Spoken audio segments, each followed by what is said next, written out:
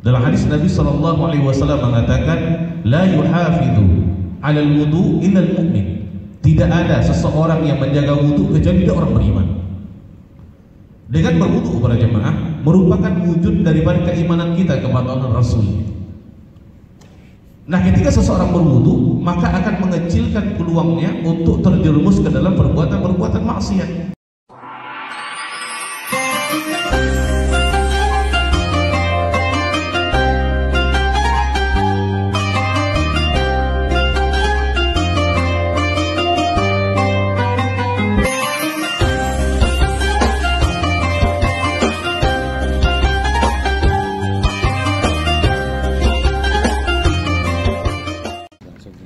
Bismillahirrahmanirrahim. Assalamualaikum warahmatullahi wabarakatuh.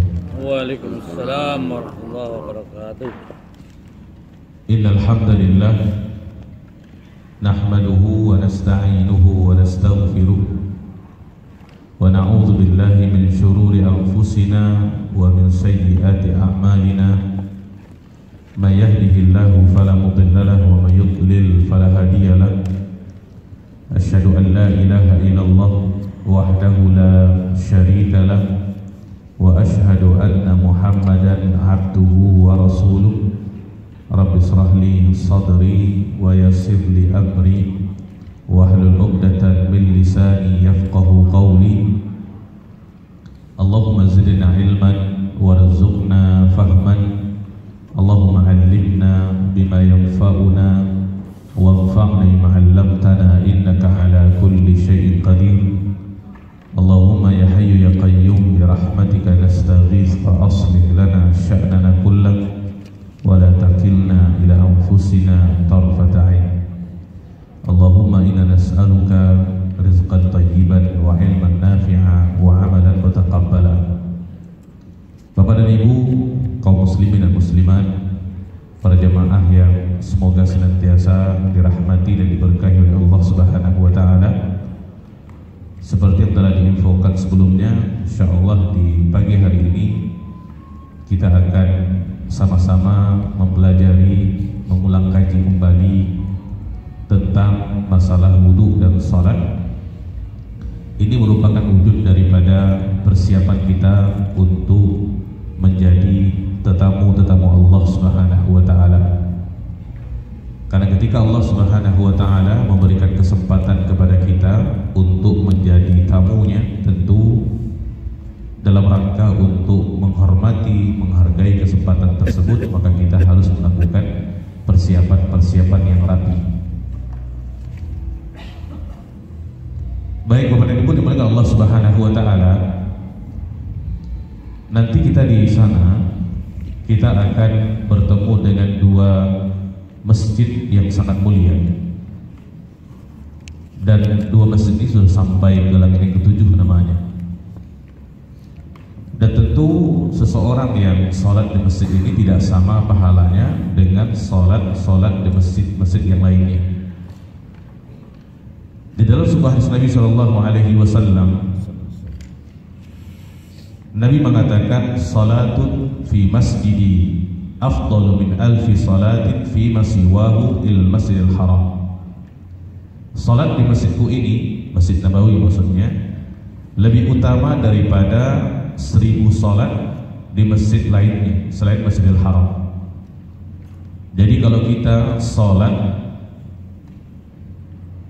di Masjid Nabawi, terutama disebutkan oleh para ulama adalah salat fardu, ya, maka salat kita di situ pahalanya 1000 banyaknya. Sedangkan kalau kita salat di masjid kita yang ada di sini, itu dapat 1 pahala. Sedangkan kalau kita salat di sana, itu dapat 1000 pahala dengan jumlah salat yang sama, tapi pahalanya dilipat gandakan oleh Allah Subhanahu wa taala.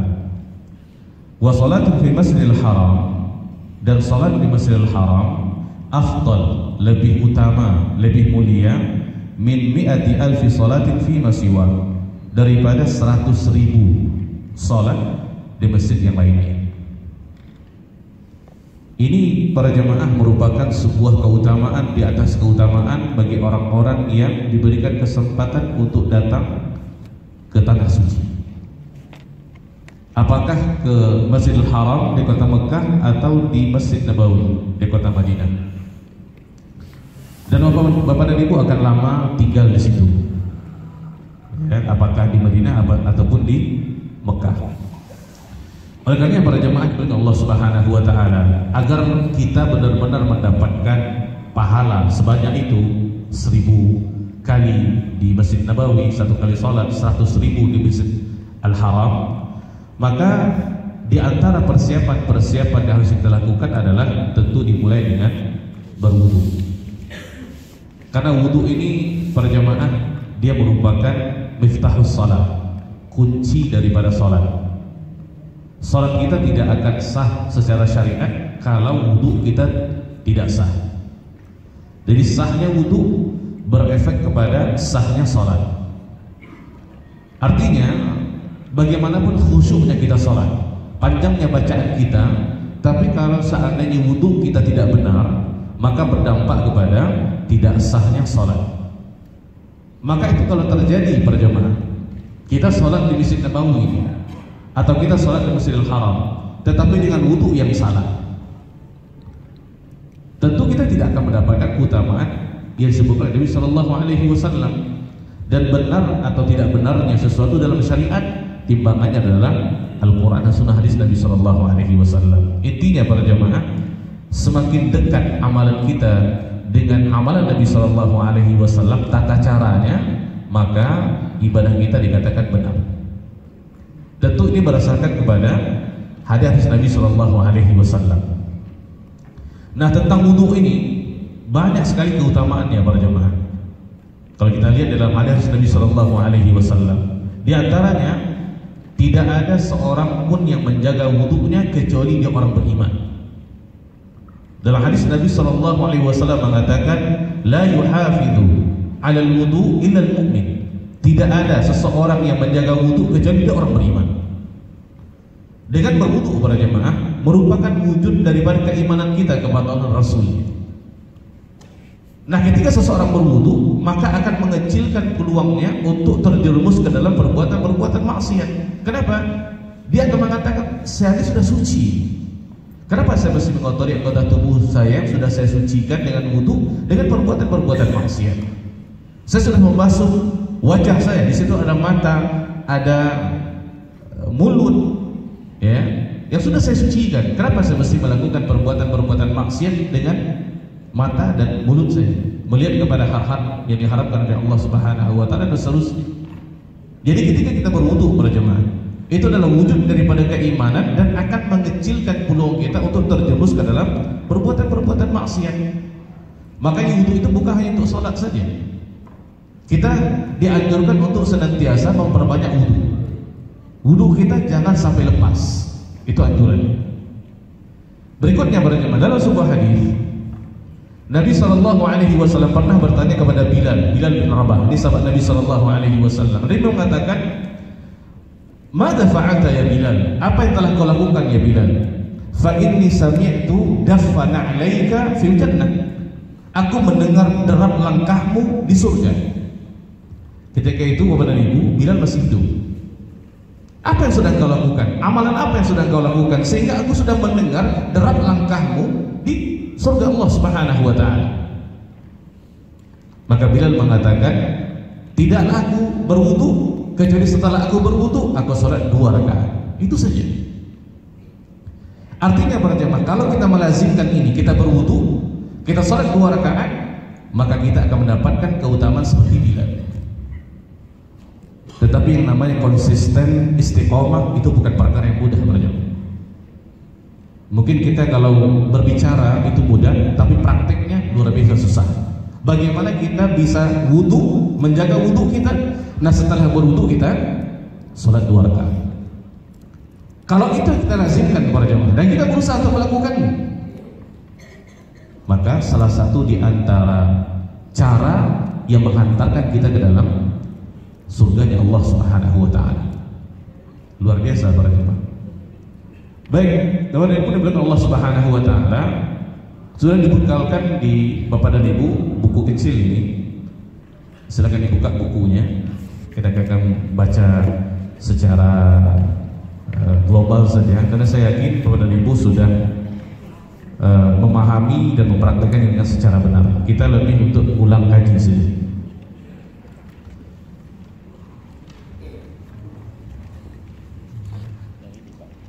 Baik para jamaah yang dimuliakan oleh Allah Subhanahu wa taala.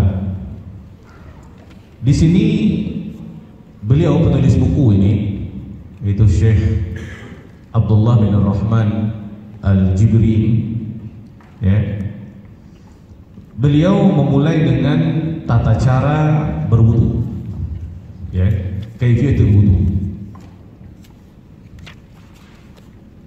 Itu ada di halaman 3 pada ini. Yang pertama, niat dan baca bismillah.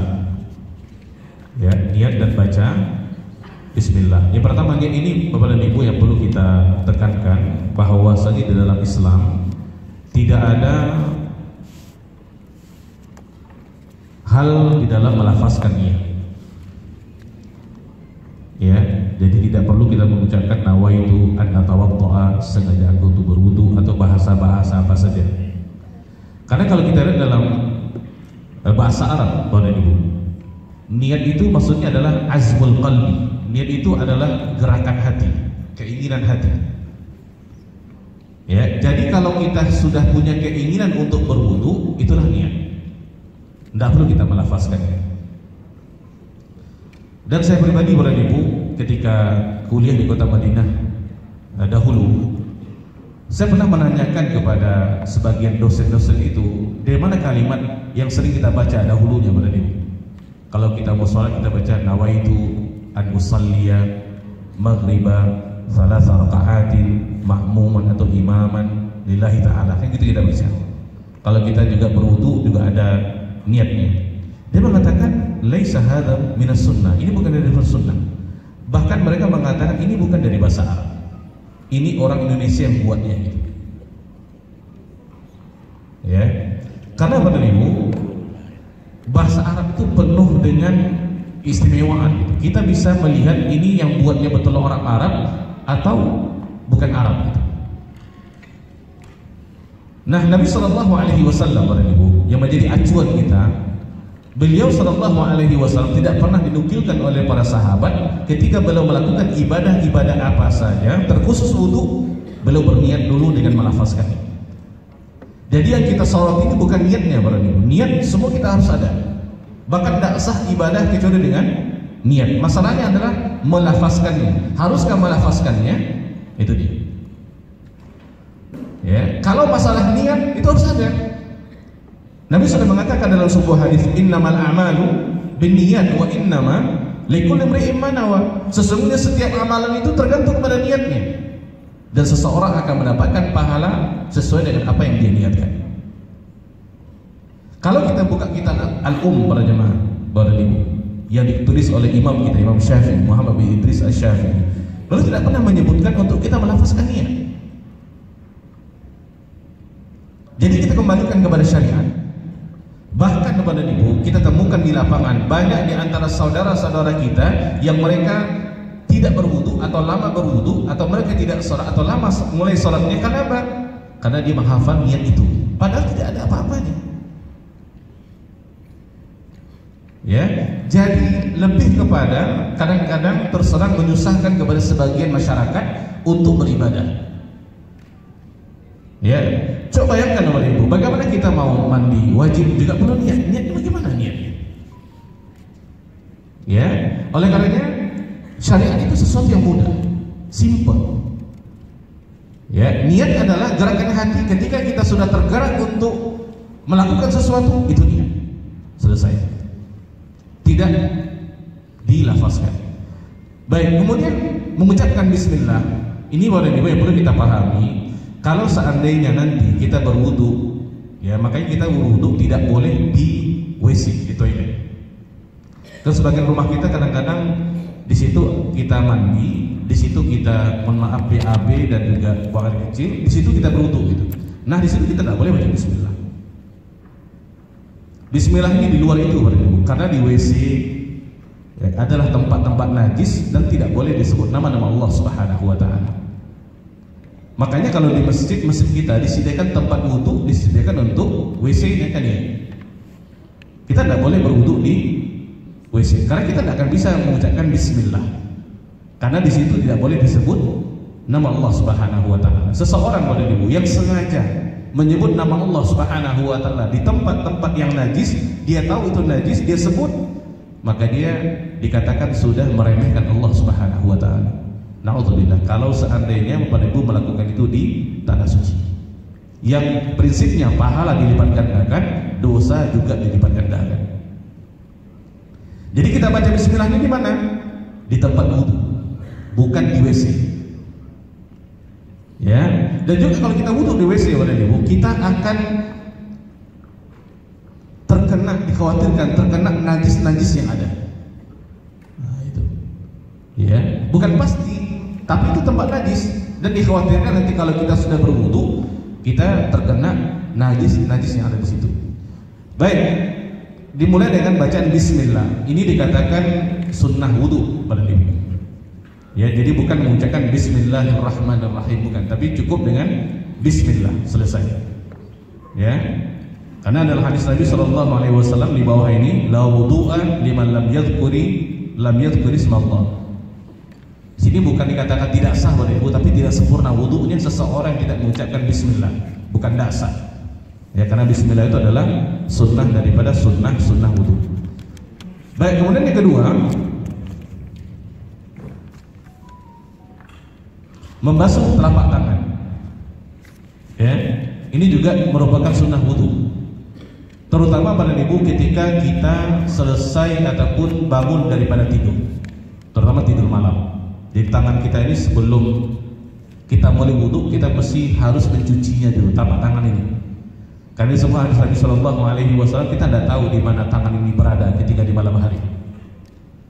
Apalagi kalau kita menggunakan ember, kita tidak boleh langsung memasukkan tangan ke dalam ember itu.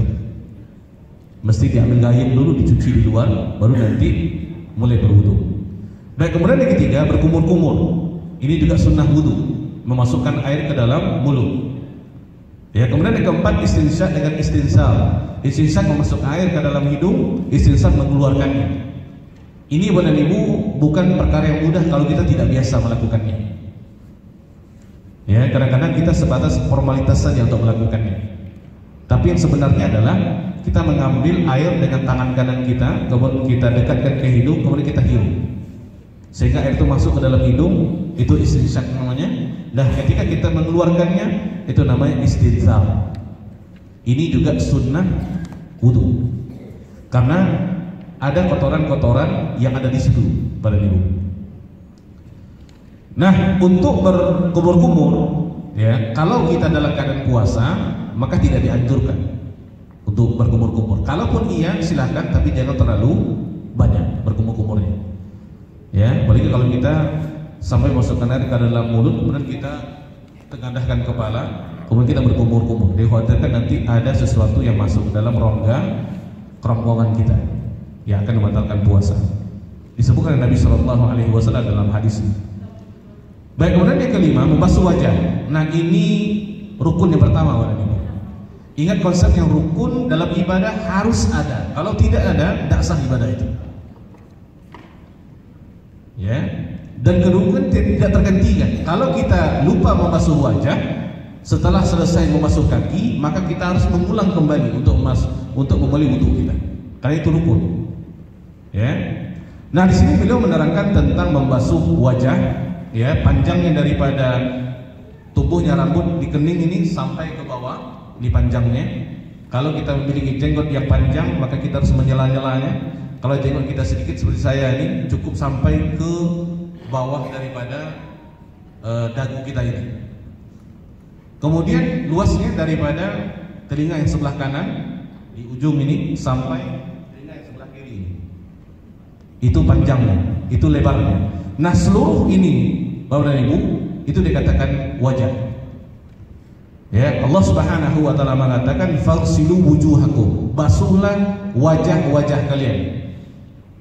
Ya, dan harus dipahami para ibu, di dalam sebuah hadis Nabi SAW pernah menegur para sahabat.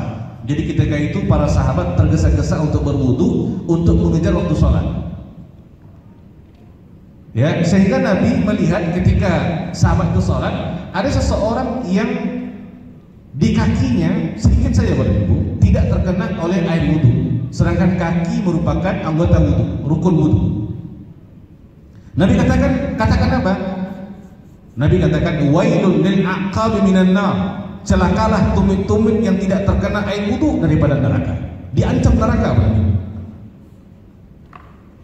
Kenapa demikian? Karena kalau seseorang seperti itu keadaannya, dia sholat tapi ada di antara anggota wudunya yang tidak terbasuh oleh air wudu, maka tidak sah wudunya.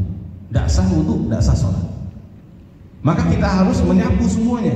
Pastikan bahwasanya bahagian wajah ini terkena air wudu. Maka kita harus perlahan-lahan dalam melakukannya, jangan tergesa-gesa.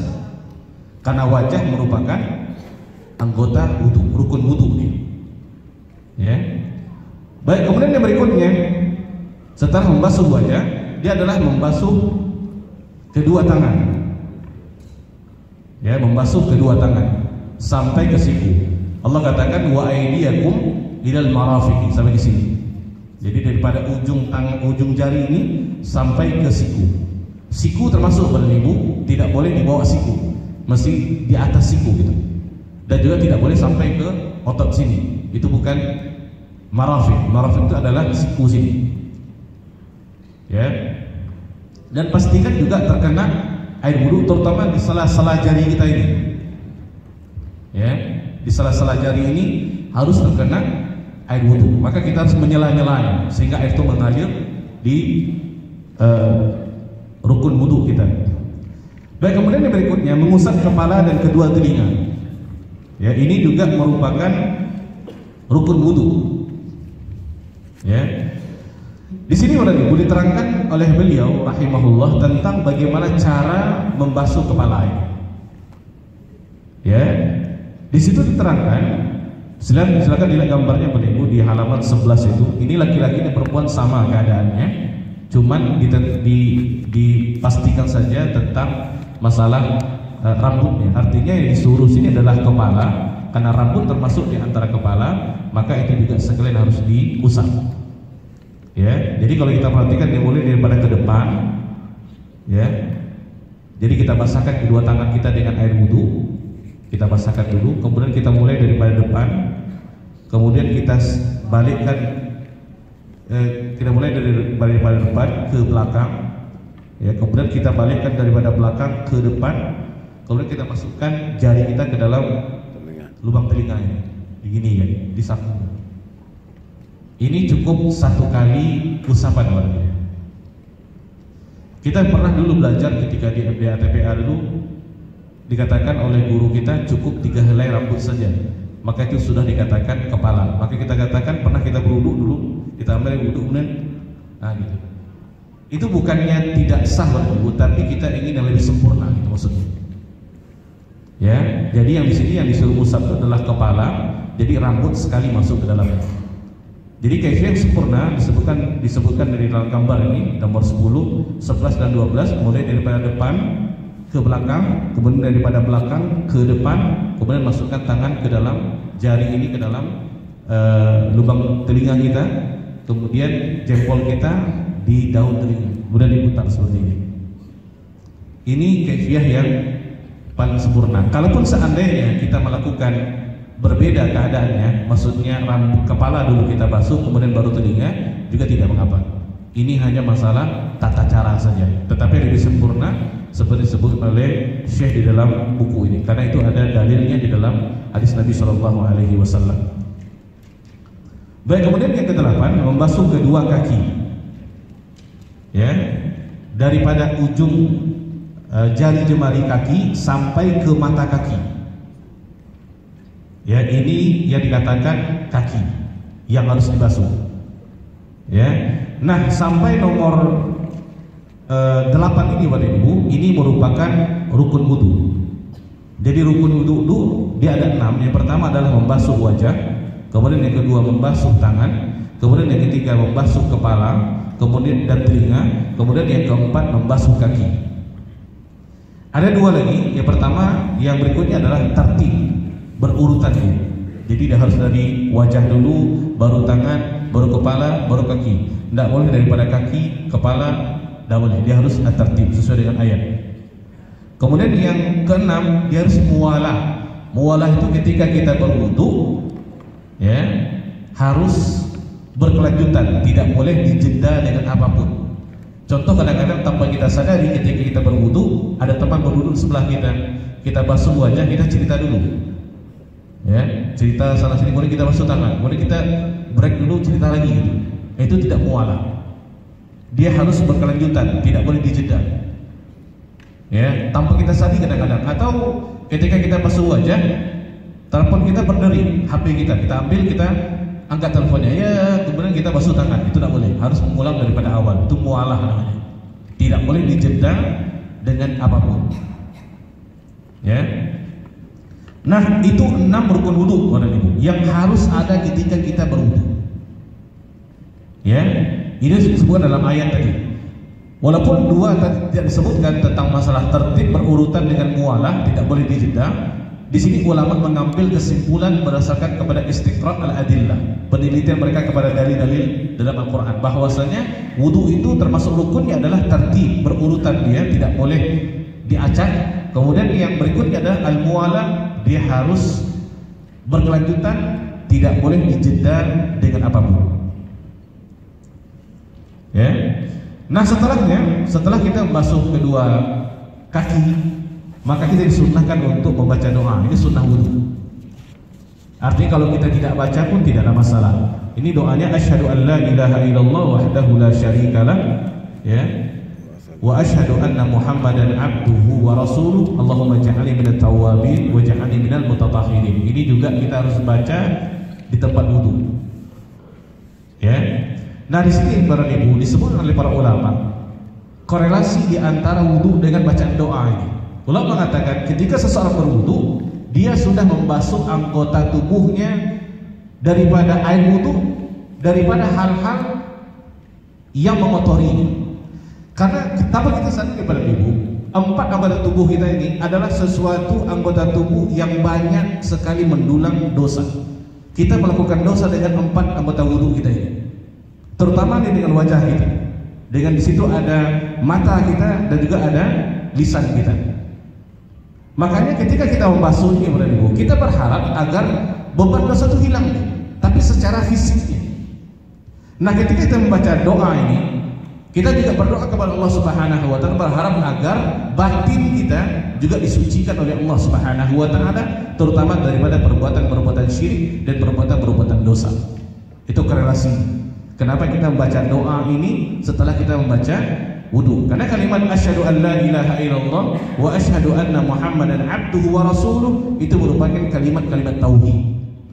Jadi setelah berwudu kita mensucikan lahiriah kita dengan anggota-anggota wudu kita, ya. Karena tanpa kita sadari kita sering melihat kepada perkara-perkara diharamkan oleh Allah Subhanahu wa taala. Makanya kita disuruh untuk ghaddul basar, menundukkan pandangan. Apalagi dari lisan kita. Seorang manusia dia bisa mendulang pahala sebanyak-banyaknya dengan lisan. Dengan dia berzikir, dia baca Quran, dan berdakwah, mengajak orang kepada kebaikan. Dia bertutur kata yang santun, sopan, berakhlak mulia. Tapi juga dengan lisan bisa seseorang mendulang perbuatan-perbuatan dosa yang sangat banyak. Dengan dia menggunjing, menghibah, dengan dia mengadu domba, menghina, menghardik, ya. Maka sudah pantas ketika kita berwudu kita sucikan, ya, anggota tubuh kita secara lahiriah, dan kita berusaha untuk mensucikan dengan yang batinnya, agar kita dijauhkan daripada perbuatan-perbuatan dosa, terutama perbuatan syirik dan dosa-dosa maksiat. Dan ini Bapak Ibu, ketika kita berdoa, kita harus juga memahami apa yang kita baca. Karena Allah Subhanahu wa taala mengabulkan doa kita sesuai dengan hati kita. Maka dalam hadis Nabi SAW mengatakan Allah tidak akan mengijabahkan doa seorang hamba yang hatinya ghafil. Lisannya mengatakan sesuatu tapi hatinya mengatakan sesuatu. Allah tidak akan terima doa seperti itu. Kenapa? Kita dianggap main-main berarti. Yang Allah inginkan adalah keseriusan, fokus ketika kita berdoa kepada Allah Subhanahu wa taala. Sehingga apa yang kita minta selaras dengan apa yang ada dalam hati kita. Maka ulama mengatakan minimal ketika kita berdoa dianjurkan untuk membaca doa-doa ma'tsurah, doa-doa yang berasal dari Nabi sallallahu alaihi wasallam ataupun doa-doa yang berasal daripada Al-Qur'an. Hafal doa itu berarti. Kemudian kita juga berusaha untuk menghafal ataupun memahami terjemahannya minimal apa yang kita minta. Karena masing-masing kita Bapak Ibu memiliki keinginan yang berbeda-beda satu dengan yang lainnya. Ya, jadi minimal kita tahu apa yang kita minta kepada Allah Subhanahu wa taala. Baik, kemudian yang berikutnya ini 12 ini saya katakan tertib tadi. Kemudian yang ke-11 mengeringkan dengan handuk karena ada pemahaman sebagai masyarakat kita Ibu, kalau kita berwudu kemudian dikeringkan dengan handuk, nanti anggota wudu kita tidak akan bercahaya di hari kiamat.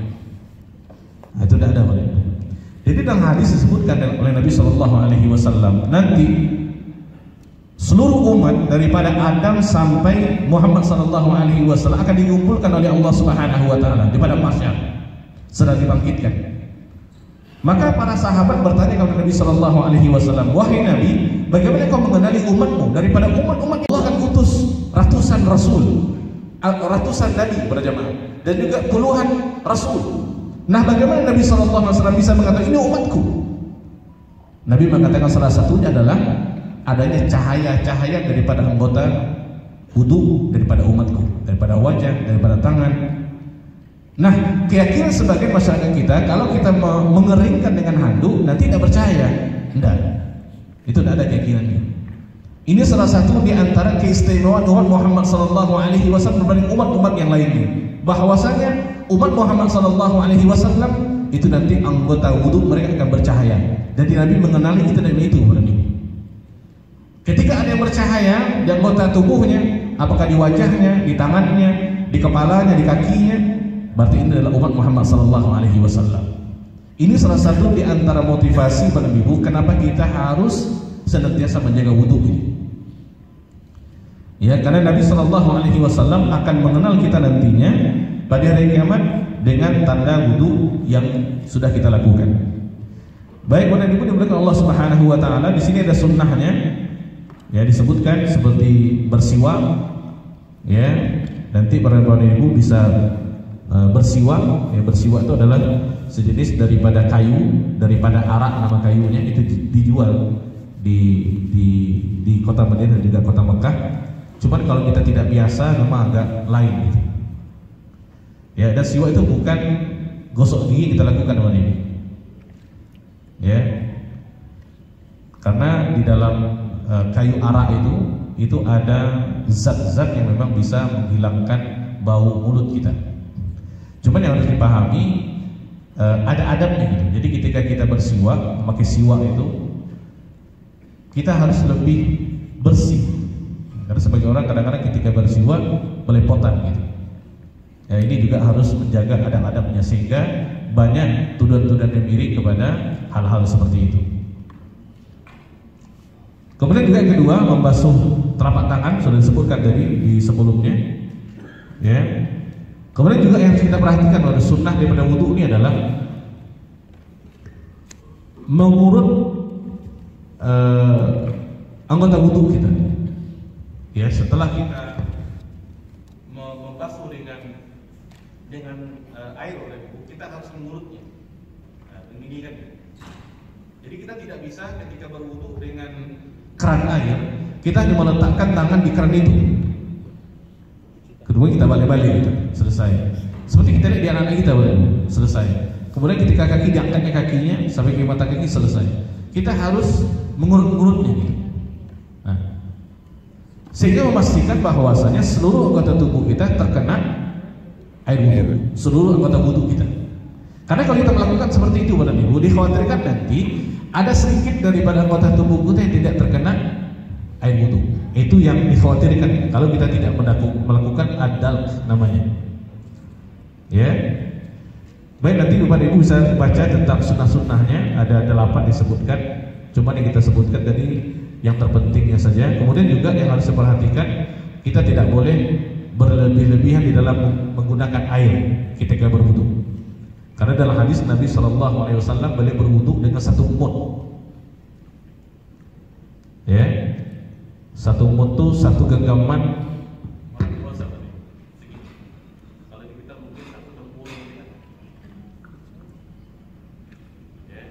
Dan Nabi SAW beliau mandi wajib dengan 4 sa'.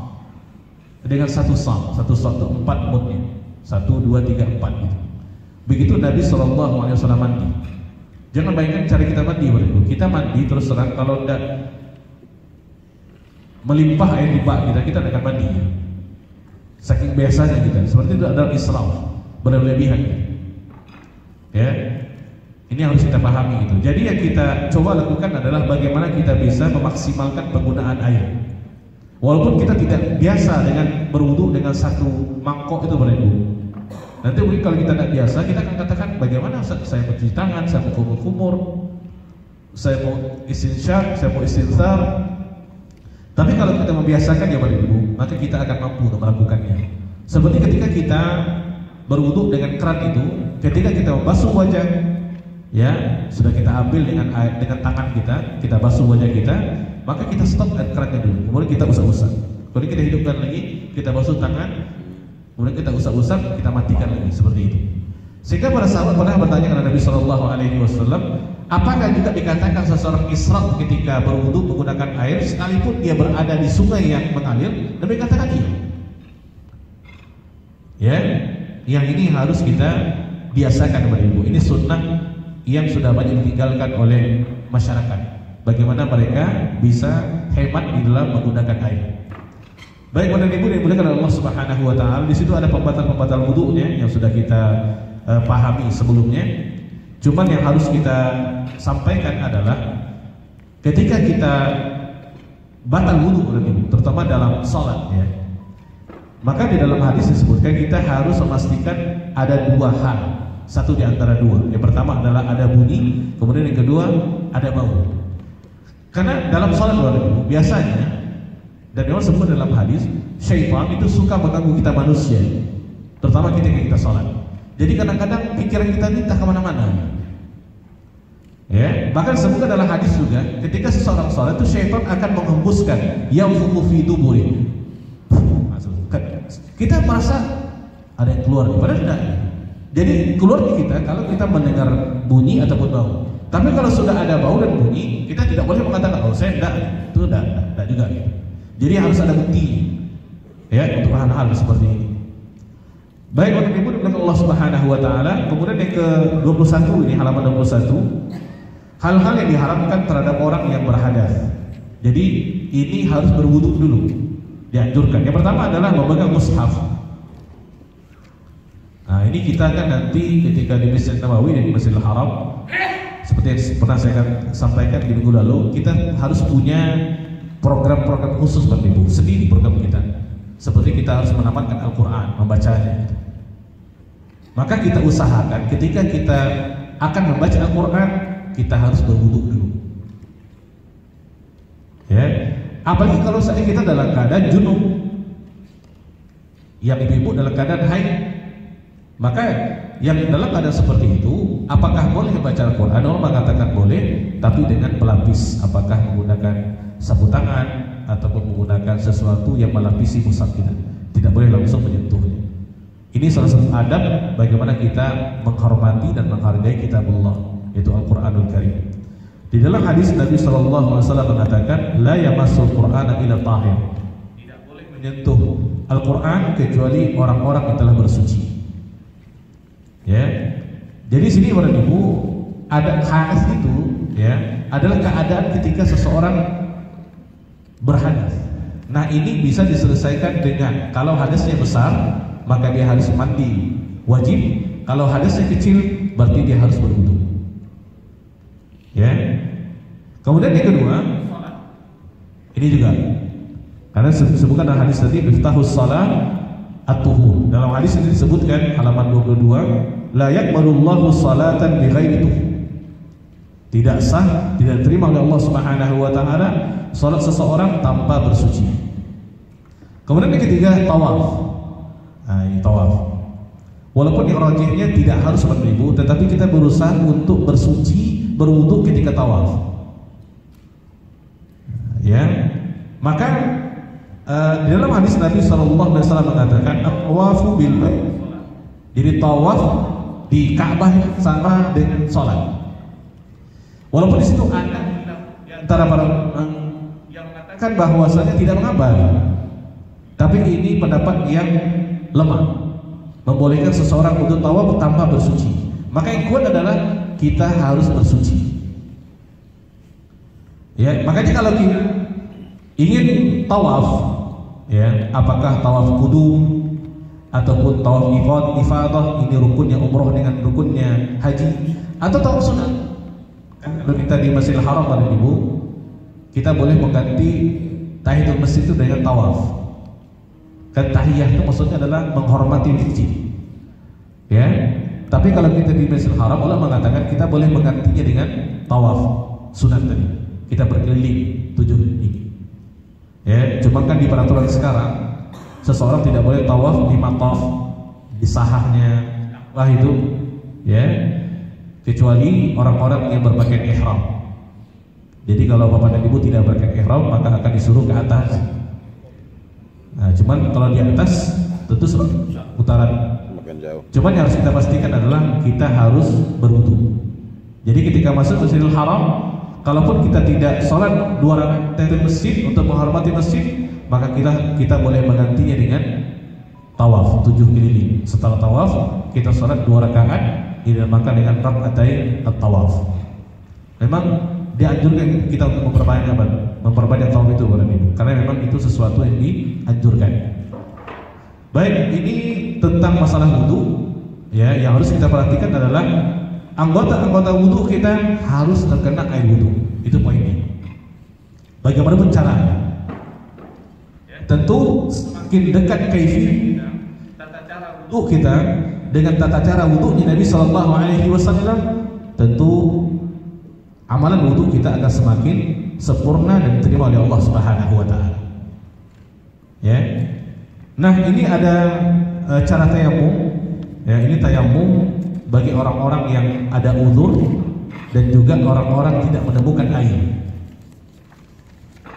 Dan ingat Bapak Ibu, di pendapat yang rajih wallahu alam, sependek ilmu yang ada, ketika kita di pesawat itu tidak ada sunnah untuk kita bertayamum. Kita harus berwudu. Kenapa demikian? Karena ada air di situ. Ya, ini sependek ilmu yang saya tahu. Karena sebagian jemaah kadang-kadang bertayamum, padahal di situ ada air. Ya, air di toilet itu gitu. Kalau sudah sedikit, maksimalkan sedikit itu. Yang terpenting adalah rukun-rukun wudu kita terkena air wudu. Ya, mungkin nanti ada juga bertanya, kalau semuanya berwudu, nanti kapal terbangnya banjir gitu. Dan enggak wajib. Ya, ini wallahu alam yang juga pernah kita tanyakan ke ulama-ulama yang ada. Ya, karena tayamum itu dibolehkan ketika kita tidak menemukan air. Sampai ketika kita bertayamum kemudian kita sholat, contoh sholat maghrib, kita selesai rakaat yang pertama, kita ke rakaat yang kedua, hujan turun, ulama mengatakan batalkan sholat, wudu, boleh sholat dengan sholat yang baru. Kenapa demikian? Karena ada air. Dan alhamdulillah Bapak Ibu, kalau kita di Indonesia, kita bersyukur kepada Allah Subhanahu wa taala, tidak pernah satu momen pun kita tidak pernah menemukan air. Bahkan kebanjiran terus, terutama di teman-teman kita yang ada di Mumbai dan sekitarnya. Ya, cuman yang kita sering temukan para jamaah adalah di pesawat ataupun di keadaan-keadaan tertentu gitu. Contoh ketika dia tawaf haji, ini tawaf ifadah, itu kan sangat ramai banget. Yang mana kalau kita keluar daripada rombongan itu tak mungkin. Ya, nah ada sebagian mengatakan kita boleh untuk bertayamum. Bagaimana saya bertayamumnya? Dia bertayamum di punggung saudaranya yang memakai kain ihram itu, dipukul-pukulkannya. Dan ada tuh, dan ada tuntunan seperti itu. Karena kita beribadah ini, kita tidak boleh memakai alat kita sendiri. Menurut saya, ini boleh enggak? Karena asal daripada ibadah ini hukumnya adalah haram, kecuali ada dalil yang dibolehkannya. Selama ada dalil yang membolehkannya, kita boleh mengikutinya. Tapi kalau tidak, itu tidak boleh. Ya, maka ketika kita dalam pesawat ini, selama ada air, kecuali memang sudah dipastikan tidak ada air, itu boleh kita bertayamum. Tapi selama ada air, dipastikan ada, maka kita tidak boleh untuk bertayamum. Ya. Kemudian mandi junub yang terakhir ini, di situ ada dua cara mandi junub pada ibu, karena nanti Bapak Ibu akan melakukannya ketika akan berihram untuk umroh ataupun untuk haji. Ya, ada dua caranya. Yang pertama cara yang simple, yaitu kita pastikan bahwa seluruh anggota tubuh kita terkena air daripada ujung rambut sampai ujung kaki. Jadi istilahnya kalau kita menyebur ke kolam, kita dalam keadaan berhadas, junub atau apapun, kemudian kita mandi, kemudian kita bangkit keluar daripada air itu, maka sudah sah mandi wujud. Karena seluruh tubuh kita terkena air. Tapi ada cara yang lebih sempurna, gitu, kata caranya. Ini diajarkan oleh Nabi SAW di dalam buku ini.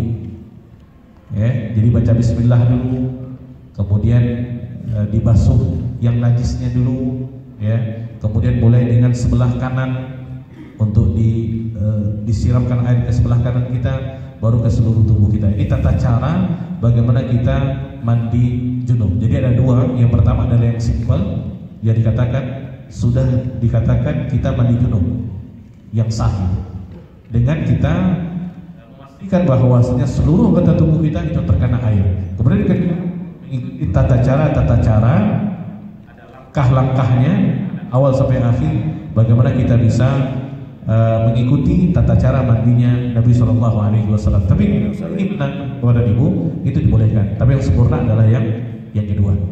Baik, ini untuk wudu, ya, yang bisa kita sampaikan, yang kita sharing di sini. Kalau ada hal-hal yang perlu ditanyakan, kita boleh berdiskusi, ya, sampai nanti kita istirahat di jam 10 kalau ada. Azim. Bismillahirrahmanirrahim. Assalamualaikum warahmatullahi wabarakatuh. Ya, kami hormati Pak Ustadz. Memang kunci dari semua yang Bapak sampaikan tadi adalah wudhu. Kalau saya lihat Pak, kita di Indonesia ini hampir 90% rumah-rumah itu berwudhunya di dalam kamar mandi. Itu satu Pak. Yang kedua tadi bisa kita tayamum, kata Bapak tadi, kalau masih ada air kita tetap berwudhu. Nah, di pesawat pun juga di toilet. Jadi saya mohon supaya menguatkan hati kami untuk berwudhu yang baik. Yang kedua saya ingin bertanya Pak, pada umumnya saya lihat sini umur 60 tahun ke atas. Kami ini jujur aja Pak, perasaan di dalam diri tadi udah berwudhu, sholat, pasti ada bunyi-bunyi di dalam perut, tapi tidak keluar angin. Istilahnya mau buang air kentut lagi. Itu satu. Bagaimana sebaiknya tindakan ini? Yang kedua, kita sudah buang air kecil secara total. Nah, kita sekarang ini memang setan itu lebih mengerikan, mempengaruhi kita Pak. Nah, kalau umur 60 tahun itu maklumlah Pak, kadang-kadang tak bersih sedang buang air kecilnya itu. Masih juga perasaan ini ya, nggak tahu kita apa yang keluar tidak, tapi setelah dicek memang keluar setelah selesai. Karena tidak sempurnanya buang air kecil. Ini pada umumnya di faktor usia. Nah, ini yang perlu saya tanyakan, bagaimana tindakan ini, apakah lanjutnya, karena kita ngerti di Masjidil Haram itu susah tempat berwudhu, cukup jauh. Kita baru masuk, perasaan kita saat buang angin tapi di dalam perut tidak keluar. Sudah itu yang buang air kecil tidak tuntas. Nah, kalau kita berwudhu lagi, itulah terjadi. Contoh aja Pak, kami kemarin itu waktu kita di Koek, toiletnya itu perasaan kita udah sampai maru aja Pak. Pergi buang air kecil, kembali lagi kena dingin tadi, nah buang air kecil lagi. Nah, ini yang pengalaman ini kan pasti Bapak pahami itu. Jadi maksud saya begini, bagaimana sebaiknya kita tindakan yang umur 60 tahun ke atas nih, istilahnya itu tidak sempurnanya lah kita dalam buang air kecil tadi. Udah full, kita udah ikuti sunnah Nabi, jongkok di lah supaya buang tuntas kan di tanah. Saya rasa itu aja Pak. Mudah-mudahan Bapak mengerti pertanyaan saya. Terima kasih. Wassalamualaikum warahmatullahi wabarakatuh. Waalaikumsalam. Terima kasih banyak Pak sudah sharing dengan kita di pagi hari ini. Baik, yang pertama tadi masalah berwudu ya di kamar mandi. Yang tadi kita sentuh adalah sunnah daripada berwudu adalah kita mengucapkan al-basmalah, bismillah. Kemudian saya katakan mengucapkan bismillah ini tidak boleh di toilet, terutama kalau kita berwudu di toilet rumah kita. Benar seperti yang Bapak sampaikan tadi, mungkin 90% ya, tempat kita berwudu adalah WC dan kamar mandi kita sekali di situ. Berarti ketika Bapak atau Ibu akan berwudu di tempat yang seperti itu, baca bismillahnya di luar, baru masuk kemudian berwudu. Ini juga seperti kita di pesawat. Kalau kita berwudu di tempat yang sekalian toilet dengan kamar mandinya, maka kita baca bismillahnya di luar, jangan di dalam. Itu Pak. Baik, kemudian yang kedua tentang bunyi sesuatu di perut. Itu bunyi perut gitu. Nah, bunyi yang di perut ini Bapak Ibu, kalau kita lihat di dalam kitab fikih yang dahulu dan sekarang, itu tidak dianggap apapun yang dikatakan membatalkan wudu. Ya, karena membatalkan wudu sudah di list oleh para ulama sesuai dengan dalil-dalilnya gitu. Ya, seperti keluar sesuatu daripada dua lubang, depan dan belakang. Kalau juga tadi dikatakan memakan daging unta. Nah itu. Nah, bunyi-bunyi yang di perut ini itu tidak. Itu bukan pembatal wudu. Itu bunyi biasa. Baik, kemudian yang ketiga Pak, ini perasaan. Kalau saya lebih bisa karena faktor usia dan juga was-was namanya Pak. Makanya dahulu kita tahu ketika kita akan berwudu itu, orang-orang tua kita mereka akan sekalian untuk buang air kecil. Karena ketika tidak melakukan hal itu, mereka akan anggap tidak sempurna rasanya. Sebenarnya Bapak Ibu, tidak ada kaitan untuk kita berwudu dengan buang air kecil. Cuman ketika kita akan berwudu dan kita tersesat kemudian untuk buang, maka buang dulu, baru kita berwudu gitu. Ya. Nah, ini harus kita pahami. Ketika kita buang air kecil terutama, memang disunnahkan itu kita duduk, kemudian mengeluarkannya, kemudian membasuhnya. Nah, ketika kita mencucinya Bapak Ibu, itu kan namanya istinja, bersuci dengan air. Kita siram. Kalau kita perhatikan, kita fikih, kita tidak boleh langsung berdiri, maka kita duduk dulu sampai nanti semua airnya turun. Karena demikian, kalau kita langsung pada Ibu naik, kemudian kita pakai pakaian kita, dikhawatirkan nanti ada air yang tersisa di situ. Itu kadang-kadang yang keluar itu. Bisa jadi keluar air sisa daripada yang kita siram tadi, atau memang ada sesuatu yang tertinggal di situ. Yang parahnya kalau tertinggal Bapak Ibu, nah itu parahnya. Itu air najis, itu akan membatalkan wudu kita. Ya, makanya kita pastikan dalam keadaan seperti ini kita tidak boleh tergesa-gesa.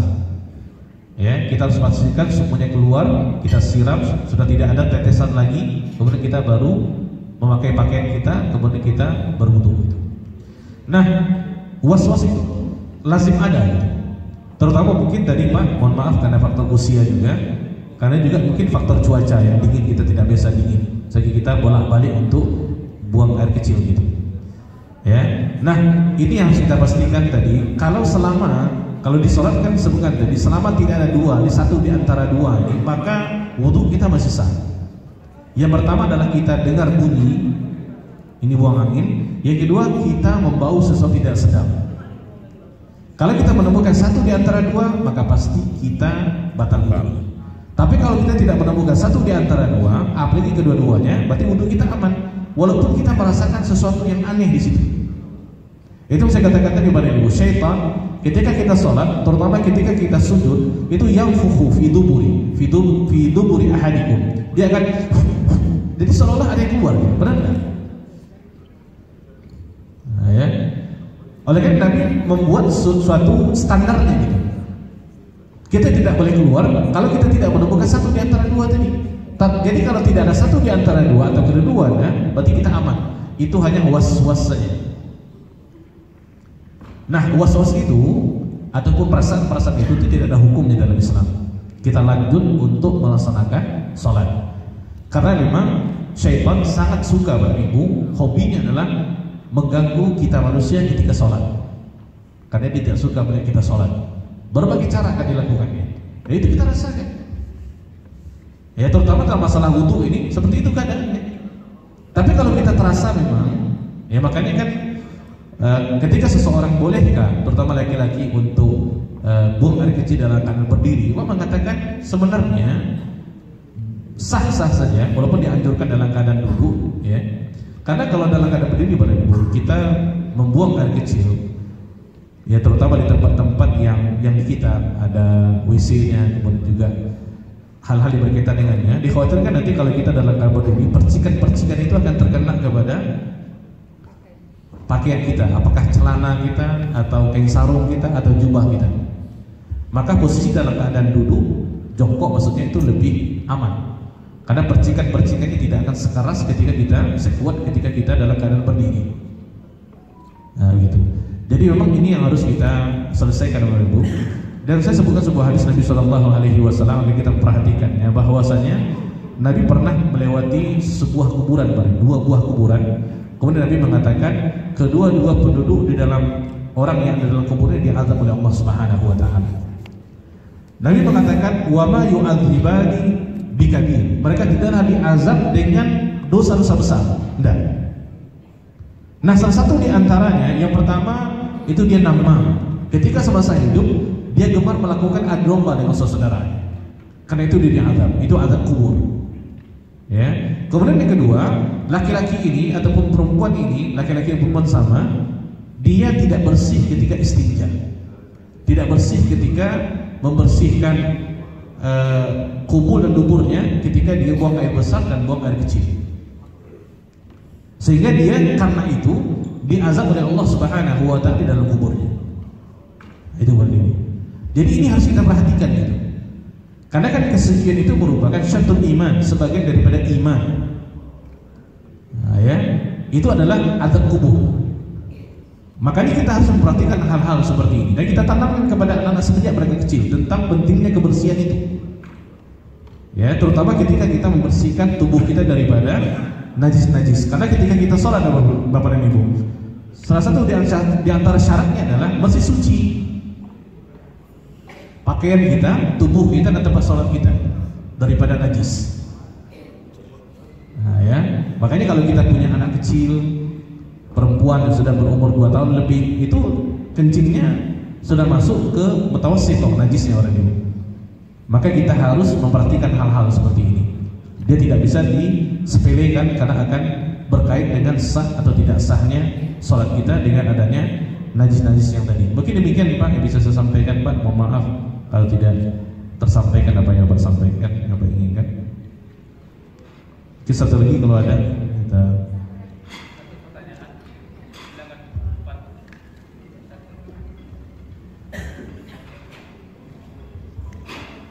Bismillahirrahmanirrahim. Assalamualaikum warahmatullahi wabarakatuh. Perkenalkan saya Ibu Nur Hasni. Saya ingin bertanya Pak Ustadz, bagaimana kalau kita berwudu pakai semprot-semprot saja, baik itu di pesawat maupun di masjid? Karena kalau di pesawat itu toiletnya itu kan ini rawan ya untuk kena percikan toiletnya, toilet duduk. Apalagi kalau ibu-ibu berwudu itu kan harus banyak yang dibuka. Jadi kita khawatir kena najis pakainya. Dan kebetulan maskapai penerbangan ada membagikan botol untuk wudu, sehingga kita semprot-semprotkan saja. Nah, yang ingin saya tanyakan adalah yang pertama, bagaimana hukumnya kita berwudu dengan semprot tadi? Kemudian bagian-bagian anggota wudu mana saja yang wajib kita basuh? Demikian, terima kasih Pak Ustadz. Assalamualaikum warahmatullahi wabarakatuh. Assalamualaikum. Baik, terima kasih Ibu atas atensinya. Baik para jemaah, Bapak dan Ibu dimuliakan Allah Subhanahu wa taala, tentang masalah hukum berwudu dengan semprot yang diberikan tadi. Sebenarnya tidak ada masalah dengan semprot itu. Tadi kan yang sudah kita sampaikan, poinnya adalah bagaimana supaya anggota wudu kita tersentuh oleh air wudu. Ya, bagaimana caranya? Kalau kita sudah memastikan apapun caranya, maka dikatakan wudu kita sudah sempurna. Terutama 4 rukun wudu tadi: wajah, tangan, kepala, dan kaki. Berarti kalau kita menyemprotnya pun tidak ada masalah. Yang terpenting adalah dia terkena air wudu, tidak ada sedikit pun yang tidak tersentuh. Ya, kenapa mungkin maskapai membekali kita dengan itu? Karena mungkin sesuai keadaannya. Karena kalau kita menggunakan ember kan nanti tidak mungkin gitu.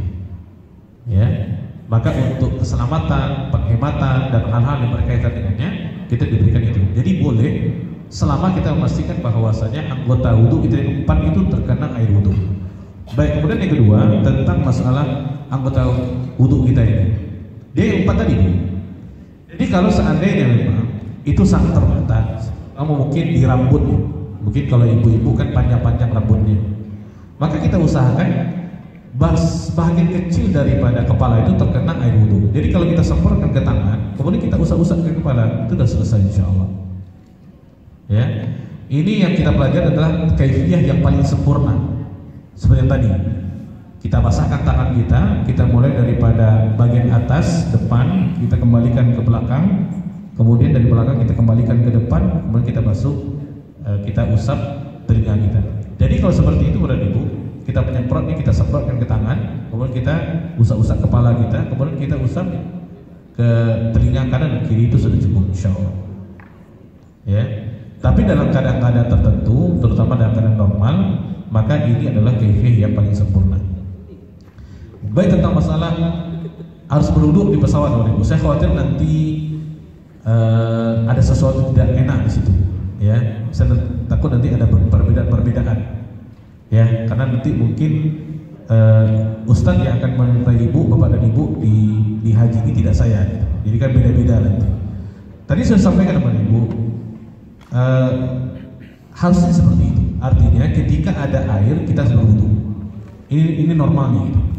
Walaupun di situ ada ulama mengatakan boleh ketika seseorang dalam keadaan-keadaan tertentu, terutama dalam pesawat tadi, mungkin air itu sangat sedikit, ya. Kalaupun ada tapi sangat sedikit dan terbatas, maka dia boleh berwudu, tidak ada masalah juga. Ya, mana yang Bapak Ibu ikuti gitu. Tetapi kalau kita masih mampu berwudu, kenapa tidak? Nah, tapi kalau tidak, maka kita ambil opsi yang kedua, itu dengan kita bertayamum. Maksudnya adalah beda kalau kita hanya bermudah-mudah tayamum aja lah. Itu beda, Pak. Minimal kita sudah punya usaha. Usaha itu diberikan oleh Allah Subhanahu wa taala. Usaha itu adalah wujud daripada kesungguhan hati kita untuk beribadah, mengabdikan diri kita kepada Allah Subhanahu wa taala. Baik, mungkin untuk sesi yang pertama sampai di situ pada Ibu. Saya mohon maaf banyak sekali mungkin hal-hal yang tidak tersampaikan kepada Bapak dan Ibu. Di sini saya bukan menggurui kepada Ibu, kita lebih mengulang kaji. Kan dikatakan oleh pepatah kita, lancar kaji karena diulang.